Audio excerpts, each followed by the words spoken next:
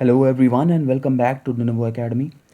हमारी आज की क्लास का टॉपिक है पंचायती राज इंस्टीट्यूशंस इन मध्य प्रदेश और ये बहुत ही इंपॉर्टेंट टॉपिक है एग्ज़ाम पॉइंट ऑफ व्यू से। तो शुरू करते हैं इसे। और पंचायती राज के बारे में पढ़ने से पहले उसकी हिस्ट्री पढ़ना बहुत इंपॉर्टेंट है, क्योंकि अगर आपको आगे याद करना है और समझना है इसे तो उसकी हिस्ट्री जानना इम्पॉर्टेंट है।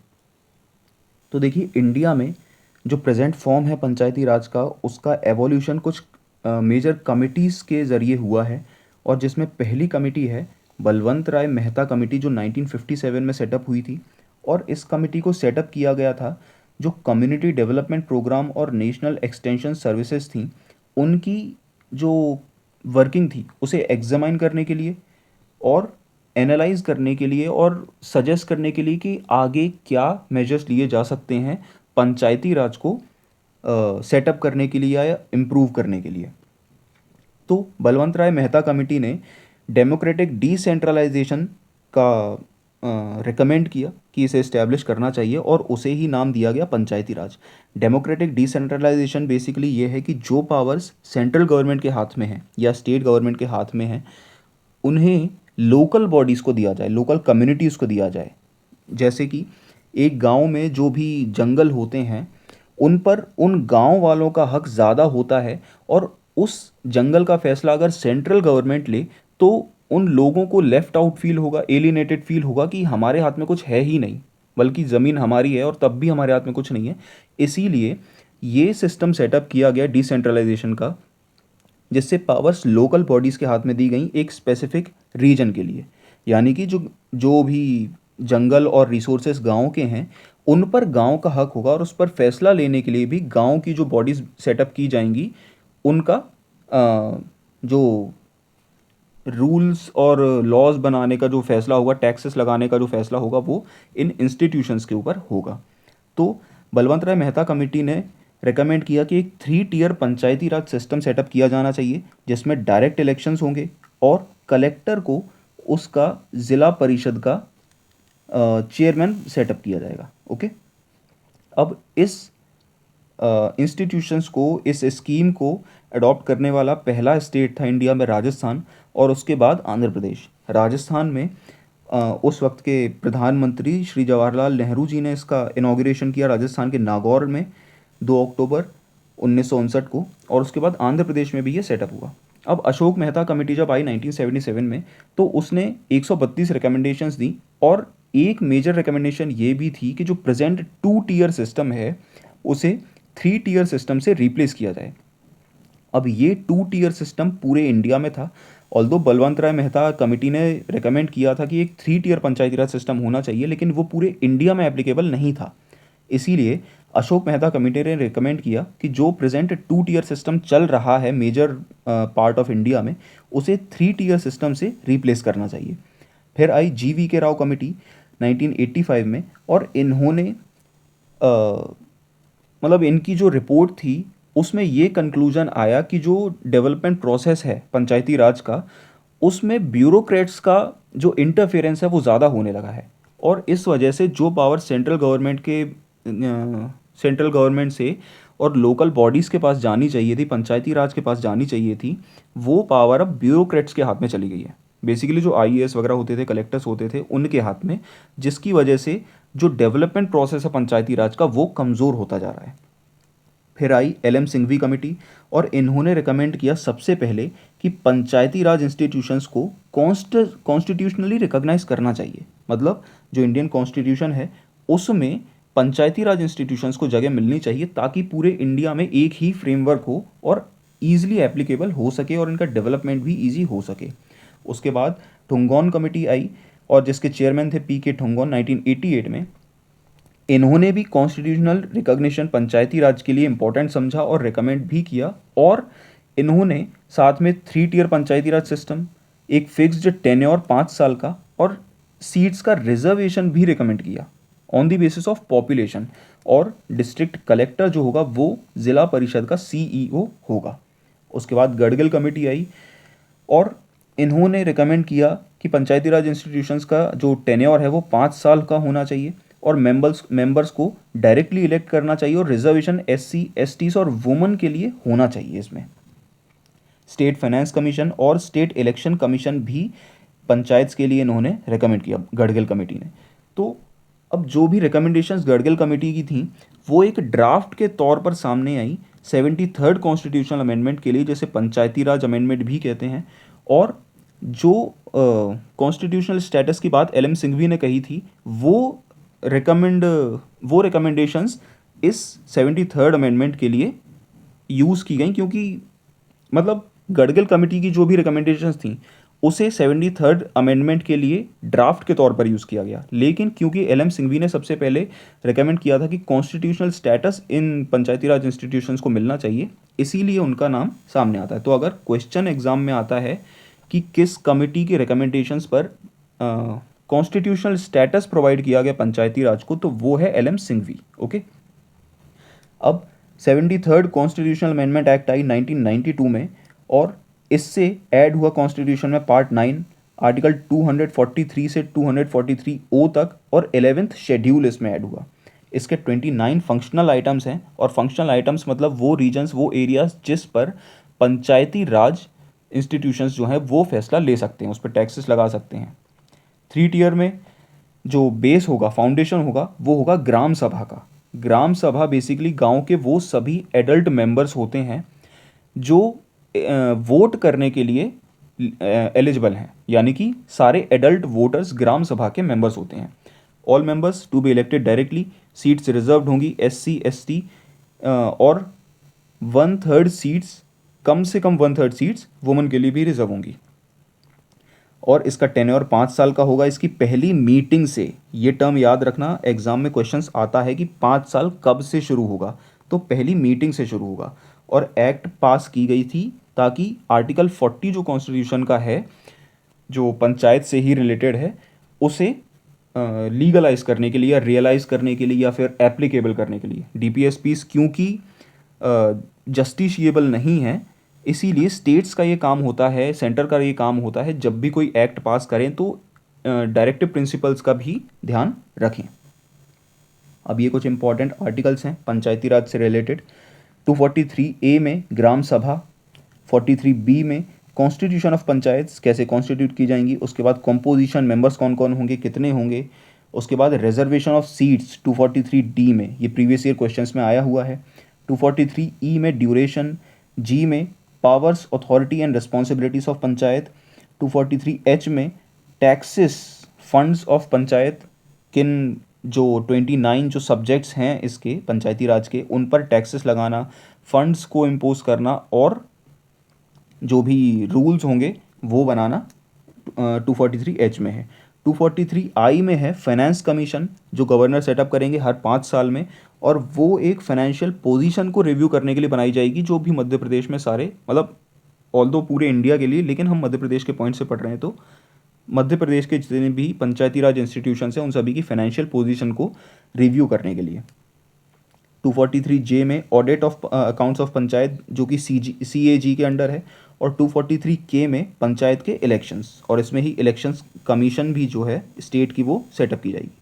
अब मध्य प्रदेश में पंचायती राज, मध्य प्रदेश पंचायती राज एंड ग्राम स्वराज एक्ट 1993, इसका ओरिजिनली नाम मध्य प्रदेश पंचायती राज एक्ट ही था 1993 में, लेकिन 2001 में इसका नाम बदल के ग्राम स्वराज एक्ट भी ऐड कर दिया गया इसमें, और प्रेजेंट में इसका नाम Madhya Pradesh Panchayati Raj act and Gram Swaraj act है। Madhya Pradesh government establish a rural local self government committee in 1955। अब ये मध्य प्रदेश की सेपरेट कमिटीज़ हैं पंचायती राज के लिए, लोकल सेल्फ गवर्नमेंट के लिए, और इसमें पहली कमेटी के हेड थे काशी प्रसाद पांडे, जो 1957 में सेटअप हुई थी, और इनकी रिकमेंडेशन के बेसिस पर मध्य प्रदेश गवर्नमेंट ने पास की मध्य प्रदेश पंचायती राज एक्ट 1962, जिससे पहले इलेक्शंस हुए 1963 में। अब कुछ बाकी की पंचायती राज एक्ट्स मध्य प्रदेश में हैं। मध्य प्रदेश पंचायती राज एक्ट 1981, बेसिकली इनके अमेंडमेंट ही होते रहे हैं। फिर 1990 और 1981 में भी इसका अमेंडमेंट, अच्छा वो ओके रिपीटेड फैक्ट है, ये इनके अमेंडमेंट्स हुए हैं।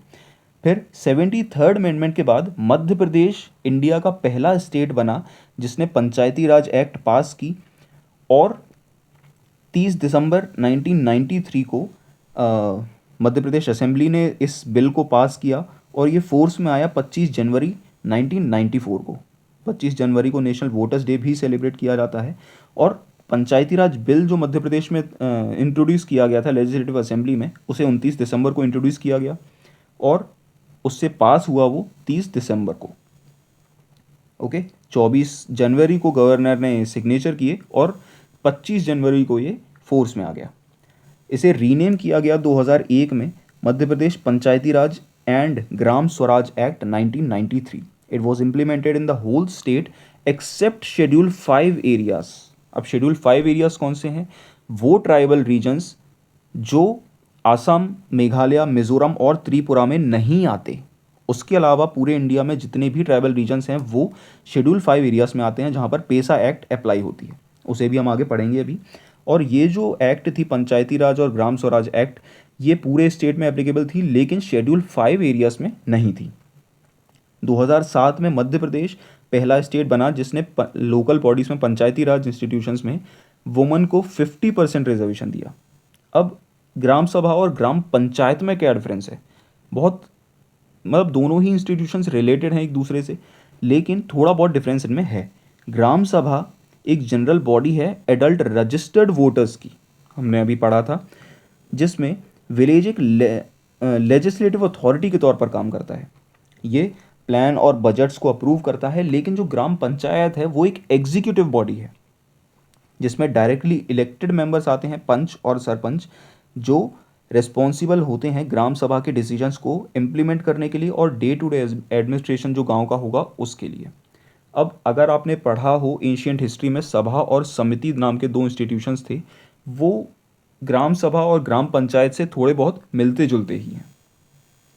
मतलब प्रेजेंट सिनेरियो में अगर देखें तो जो डिफरेंस ग्राम सभा और ग्राम पंचायत में है वही सभा और समिति में भी था। अब पंचायती राज इंस्टीट्यूशंस कौन कौन से होंगे, सेटअप किए जाएंगे वो। सबसे पहला होगा फाउंडेशन ग्राम पंचायत, जो विलेज लेवल पर होगा। इसमें 10 से 20 कॉन्स्टिट्यूएंसीज या वार्ड बनेंगे और ये एक कॉन्स्टिट्यूएंसी 1000 पॉपुलेशन की होगी। Okay, each gram panchayat is divided into wards. Villages with population up to 1000 will have at least 10 wards. मतलब हर कॉन्स्टिट्यूएंसी 100 लोगों की होगी। और अब अगर गांव की पॉपुलेशन 1000 तक है तो उसमें कम से कम 10 वार्ड्स तो सेटअप होने ही चाहिए। यानी अगर 800 भी है तब भी उसमें 10 वार्ड सेटअप होने चाहिए। लेकिन अगर पॉपुलेशन 1000 से ज़्यादा है तो मैक्सिमम 20 वार्ड्स इसमें सेटअप हो सकते हैं। अब ग्राम पंचायत के जो वार्ड हैं उनका डिवीज़न डिसाइड करेंगे उस डिस्ट्रिक्ट के कलेक्टर। और एट प्रेजेंट मध्य प्रदेश में 23,006 ग्राम पंचायत हैं और ये 2022 में जो लास्ट इलेक्शंस हुए थे पंचायत के, उसके हिसाब से ये ग्राम पंचायत हैं। Election of sarpanch and panch is based on adult franchise in a secret ballot paper. ये सीक्रेट बैलेट पेपर के जो इलेक्शन प्रोसेस है उसके थ्रू यहाँ के इलेक्शंस होते हैं। और पंचायत सेक्रेटरी इसमें अपॉइंट किया जाता है जिसे स्टेट गवर्नमेंट अपॉइंट करती है। ग्राम सभा की जो मीटिंग्स होंगी वो हर साल कम से कम 4 मीटिंग्स होनी चाहिए, हर 3 महीने में एक होनी चाहिए कम से कम। और जनवरी, अप्रैल, जुलाई और अक्टूबर में कंपलसरी मीटिंग्स होनी चाहिए। उसके बाद आती है जनपद पंचायत, जो कि ब्लॉक लेवल पर होती है। और एक डिस्ट्रिक्ट को ब्लॉक्स में डिवाइड जो किया जाएगा वो गवर्नर के नोटिफिकेशन से किया जाएगा। अब देखिए, ये एडमिनिस्ट्रेटिव डिवीजन नहीं है, एडमिनिस्ट्रेटिव डिवीजन स्टेट गवर्नमेंट करती है, लेकिन लोकल बॉडीज़ का जो डिस्ट्रिक्ट को ब्लॉक्स में डिवाइड करने का जो काम है वो स्टेट का गवर्नर करेगा और बाय नोटिफिकेशन करेगा इस काम के लिए। Every janpad panchayat consist of members elected along with sarpanch and MLS. अब उस कॉन्स्टिट्यूएंसी में, उस ब्लॉक में जो भी एमएलएस होंगे वो इसके एक्स ऑफिशियो मेंबर होंगे। जो ग्राम पंचायत के मेंबर्स होंगे, सरपंच होंगे, वो इसके एक्स ऑफिशियो मेंबर्स होंगे। और चेयरमैन ऑफ जो कोऑपरेटिव बैंक्स के चेयरमैन होते हैं वो भी इसके एक्स ऑफिशियो चेयरमैन होंगे। Every 5000 population constituency should be a single member constituency as far as practicable. मतलब अगर एक ब्लॉक की पॉपुलेशन 50,000 तक है या उससे कम है तो उसमें कम से कम 10 वार्ड्स तो या 10 कॉन्स्टिट्यूएंसीज बननी ही चाहिए। और अगर 50,000 से ज़्यादा है तो किसी भी कंडीशन में जो नंबर ऑफ कॉन्स्टिट्यूएंसीज है या वार्ड्स हैं वो 25 से ज़्यादा नहीं जाने चाहिए जनपद पंचायत के मामले में। ओके, और जब तक जहाँ तक पॉसिबल हो सकता है इनकी कॉन्स्टिट्यूंसीज़ की जो पॉपुलेशन है उसे इक्वल ही रखा जाना चाहिए। ओके, यानी कि अगर 50,000 से कम की भी पॉपुलेशन है, मान लीजिए 40,000 है और उसमें 10 कॉन्स्टिट्यूंसीज़ बनती हैं, तो सारी कॉन्स्टिट्यूंसीज़ में जो पॉपुलेशन है वो बराबर होनी चाहिए एज़ फार एज प्रैक्टिकेबल, जहाँ तक पॉसिबल हो वहाँ तक। अब सीईओ ऑफ जनपद पंचायत एक गवर्नमेंट सर्वेंट होता है जो प्रॉपर फंक्शनिंग के लिए अपॉइंट किया जाता है स्टेट गवर्नमेंट द्वारा। उसके बाद प्रेसिडेंट और वाइस प्रेसिडेंट जो होते हैं जनपद पंचायत के, उन्हें इनडायरेक्टली इलेक्ट किया जाता है और रिमूव भी किया जा सकता है नो कॉन्फिडेंस मोशन के द्वारा। नेक्स्ट आती है ज़िला पंचायत, जो कि डिस्ट्रिक्ट लेवल पर होती है और इसके जो मेंबर्स हैं उसमें एमएलएस, उस डिस्ट्रिक्ट के एमपीज़ अगर हैं कोई तो, और जनपद पंचायत के जो चेयरपर्सन है वो इसके एक्स ऑफिशियो मेंबर होंगे। डिस्ट्रिक्ट मैजिस्ट्रेट जो होगा वो भी इसका एक्स ऑफिशियो मेंबर होगा और हर कॉन्स्टिट्यूंसी में 50,000 की पॉपुलेशन होनी चाहिए। जो वार्ड बनेंगे, जो कॉन्स्टिट्यूंसीज बनेंगी, उसमें as far as practicable 50,000 population एक कॉन्स्टिट्यूंसी की होगी। अगर पॉपुलेशन किसी डिस्ट्रिक्ट पंचायत की 5 लाख से ज़्यादा है, 5 लाख या उससे कम है, तो उसमें 10 कॉन्स्टिट्यूंसीज मिनिमम बनेंगी। और अगर उससे ज़्यादा है, 5 लाख से ज़्यादा है, तो किसी भी कंडीशन में कॉन्स्टिट्यूंसीज 35 से ज़्यादा नहीं होनी चाहिए। ओके, तीनों ही इंस्टीट्यूशंस में मिनिमम 10 कॉन्स्टिट्यूंसीज, मैक्सिमम 20, 25 और 35। President, vice president indirectly elect किए जाएंगे। सीईओ एक गवर्नमेंट सर्वेंट होता है जो मेनली एक आईएएस ऑफिसर होता है, सीनियर आईएएस ऑफिसर, और इसमें राइट टू रिकॉल भी दिया गया है। राइट टू रिकॉल यानी जिसे आप इलेक्ट कर रहे हैं उसे वापस भी बुला सकते हैं, और ये इसका एक पूरा प्रोसेस होता है। अब as far as possible each constituency shall have an equal population, हर कॉन्स्टिट्यूंसी की एक इक्वल पॉपुलेशन होनी चाहिए जब तक पॉसिबल हो सकता है। अब अगर पंचायत को सस्पेंड किया जाता है या नो कॉन्फिडेंस मोशन के ज़रिए जो चेयरमैन है उसे रिज़ाइन करना पड़ता है, या किसी भी रीज़न की वजह से सस्पेंड होती है पंचायत 5 साल के टर्म के पहले, तो फ्रेश इलेक्शंस कराए जाएंगे, लेकिन ये सिर्फ उतने ड्यूरेशन के लिए कराए जाएंगे जितने ड्यूरेशन पंचायत का रह गया है। यानी कि अगर 2 साल के बाद जो पंचायत है वो डिसॉल्व हो जाती है, सस्पेंड हो जाती है, तो जो नए इलेक्शंस होंगे वो 3 साल के लिए किए जाएंगे। ओके, लेकिन इसमें एक क्लॉज ये है, अगर नए इलेक्शंस में, नेक्स्ट इलेक्शंस में 6 महीने बाकी रह गए हैं, तो फिर जो नए इलेक्शंस होंगे वो एक 5 साल के टर्म के लिए ही किए जाएंगे। अब जो पहला राइट टू रिकॉल था उसे अनूपपुर नगर पंचायत में यूज़ किया गया था against chairman Pallavi Patel.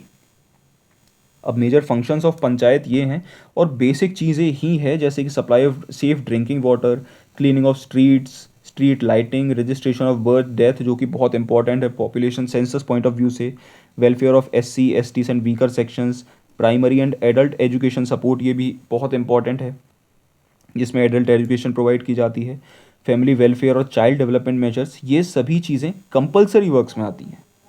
Okay, लेकिन ऑप्शनल वर्क्स जो होते हैं उनमें ऐसी चीज़ें आती हैं जो ज़रूरी नहीं है पंचायती राज के लिए करना, जैसे maintenance of libraries, reading rooms, culture centres, cooperative farming, marketing societies, small scale cottage village industries जो कि डीपीएसपी का भी पार्ट है, रेस्ट हाउस, धर्मशाला, ये सभी चीज़ें। तो इस लिस्ट को आप एक बार पढ़ लीजिए, उतना इम्पॉर्टेंट ये एग्ज़ाम में नहीं आएंगे, बट हो सकता है प्रीवियस ईयर के कुछ एग्ज़ाम्स में ये चीज़ आई हुई है एडल्ट एजुकेशन से रिलेटेड। तो इन पॉइंट्स को आप एक बार पढ़ लीजिए, ध्यान में रखिए, ताकि कोई एग्ज़ाम में बैठे हो तो मिस्टेक ना हो। अब स्टेट फाइनेंस कमीशन जो आर्टिकल 243 में दी गई है, गवर्नर कॉन्स्टिट्यूट करेंगे हर 5 साल में। अब मध्य प्रदेश की जो स्टेट फाइनेंस कमीशन थी उसके पहले चेयरमैन थे सवाई सिंह सिसोदिया, और एट प्रेजेंट जो चेयरमैन है वो है हिम्मत Kothari. State election commission article 243 में दी गई है, और ये 1 फरवरी 1994 को सेटअप हुई, जो एग्जिस्टेंस में आई 15 फरवरी 1994 को। ये भी प्रीवियस ईयर क्वेश्चंस में आ चुका है एमपीपीएससी एग्जाम्स में। स्टेट इलेक्शन कमीशन के पहले चेयरमैन थे एनबी लोहानी, और एट प्रेजेंट मनोज कुमार श्रीवास्तव जो 1 जनवरी 2025 को इसके चेयरमैन बने हैं वो हैं। अब पंचायती राज के बाद अर्बन लोकल बॉडीज़ की भी बात आती है। तो 74th कॉन्स्टिट्यूशनल अमेंडमेंट जब आई 1992 में, उससे अर्बन लोकल बॉडीज़ को कॉन्स्टिट्यूशनल स्टेटस दिया गया। इससे पार्ट 9 को ए कॉन्स्टिट्यूशन में जोड़ा गया, और शेड्यूल 12 जोड़ा गया और इसमें टोटल 18 सब्जेक्ट्स हैं जो कि आर्टिकल 243P से 243ZG तक एक्सपेंडेड है। 12 शेड्यूल में 243P से 243ZG तक सारे जो भी आर्टिकल्स हैं वो आते हैं। अब मेयोस रेजोल्यूशन, एक मेयो जो ब्रिटिश एरा की बात है, उस समय जो वाइसरॉय इंडिया का था 1870 में, इसने लोकल सेल्फ गवर्नमेंट इंस्टीट्यूशंस को जो विजुअलाइज किया, यानी कि इंडिया में एक local self government institutions setup होने चाहिए। और फिर रिपन रेजोल्यूशन जो आया 1882 में, उसे मैग्ना कार्टा भी कहा जाता है लोकल सेल्फ गवर्नमेंट के लिए इंडिया में, और रिपन को ही father of local self government भी कहा जाता है। Royal commission on decentralisation set up हुई 1907 में, जिसके चेयरमैन थे CEH हॉबहाउस। और हर स्टेट में एक डिस्ट्रिक्ट प्लानिंग कमीशन भी सेटअप होगी डिस्ट्रिक्ट लेवल में। और जो म्यूनिसिपल कॉरपोरेशन है, नगर निगम जिसे कहते हैं, वो गवर्न की जाती हैं मध्य प्रदेश म्यूनिसिपल कॉरपोरेशंस एक्ट 1956। और बाकी की जो अर्बन लोकल बॉडीज़ हैं, नगर पालिका और नगर परिषद, उन्हें गवर्न किया जाता है मध्य प्रदेश म्यूनसिपैलिटीज एक्ट 1961 से। कॉन्स्टिट्यूशनल स्टेटस इन्हें 74th अमेंडमेंट से मिला, लेकिन इन्हें गवर्न जो किया जाता है वो MP की म्यूनसिपैलिटीज़ और म्यूनसिपल कॉरपोरेशन एक्ट से ही किया जाता है। अब कुछ इंपॉर्टेंट आर्टिकल्स इससे रिलेटेड। 243 में रिजर्वेशन ऑफ सीट्स है जो कि पंचायत में 243D में है।